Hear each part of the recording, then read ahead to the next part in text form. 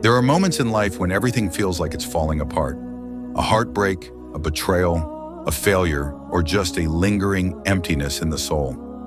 You might be surrounded by people yet feel completely alone. You cry in secret, smile in public, and carry wounds that no one can see.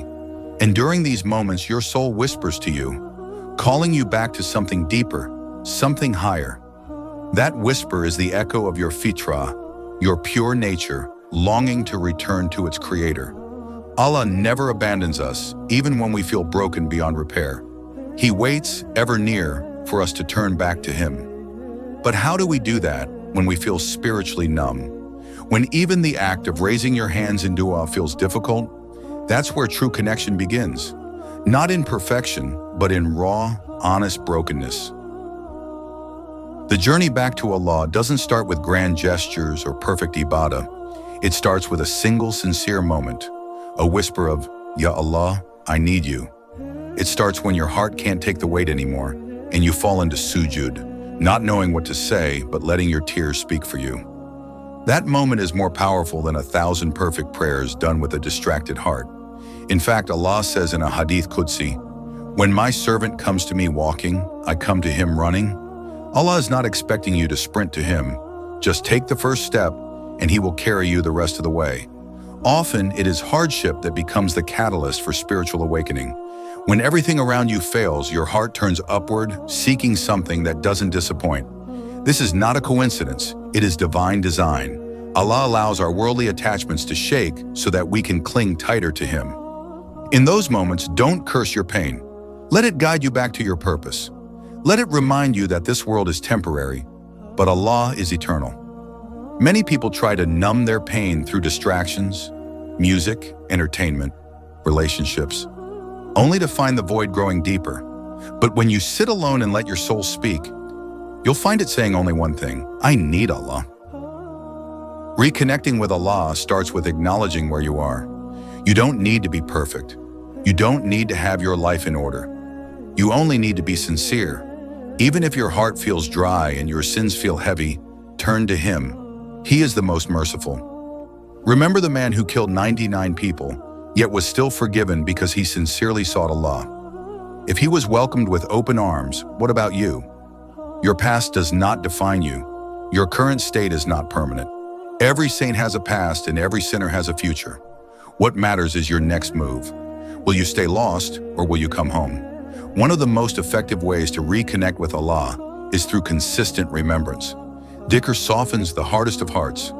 Try repeating Astaghfirullah with meaning, not just words but from your heart. Reflect on what you're seeking forgiveness for. Then say, La ilaha illallah, and feel it in your bones, that there is truly no one worthy of your love, fear, and hope except Allah.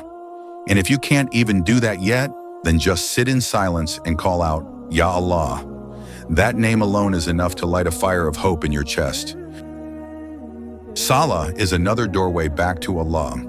Don't wait to feel spiritual to pray. Pray and you will feel spiritual. Even if you feel disconnected, show up. The consistency of prayer is a declaration that you belong to Allah even when your heart feels distant. Every sajda you make is a physical expression of surrender. Your forehead on the ground is the most powerful place to pour out your soul. Talk to Allah in sujud. Ask Him for healing, for strength, for clarity. Even if you're unsure what you need, ask Him to guide you to what's best. He listens, always. Another essential part of reconnecting is Quran. Not just reading it, but letting it read you. Approach the Quran as a conversation. When Allah says, do not despair of the mercy of Allah, know He's speaking to you. When He says, indeed, with hardship comes ease, take it as a personal promise. The Quran is not a book of the past. It's your companion in this present moment. Start small, a few verses a day, reflect. Let the meaning sink in. You will start to notice verses aligning with your life. That's not coincidence, that's guidance. Sometimes we need to cut off the noise to hear the voice of our soul. Disconnect from distractions. Make space in your day for quiet remembrance. It could be on a walk, during your commute, or in a quiet corner of your home. Fill your ears with Quran. Surround yourself with people who remind you of Allah. Even one righteous friend can change your entire spiritual state. The Prophet, peace be upon him, said, "A person is upon the religion of his close friend." So choose wisely. Don't journey alone. Seek companionship in those who uplift your faith. Healing and connection are not overnight miracles. It's a process. You will stumble. You will have days of doubt. That's okay. Allah sees your struggle. He doesn't expect perfection. He wants persistence. Remember, even when you take one step back, you can still take 2 steps forward. Keep going. Every sincere tear, every heartfelt dua, every effort to reconnect, it all counts.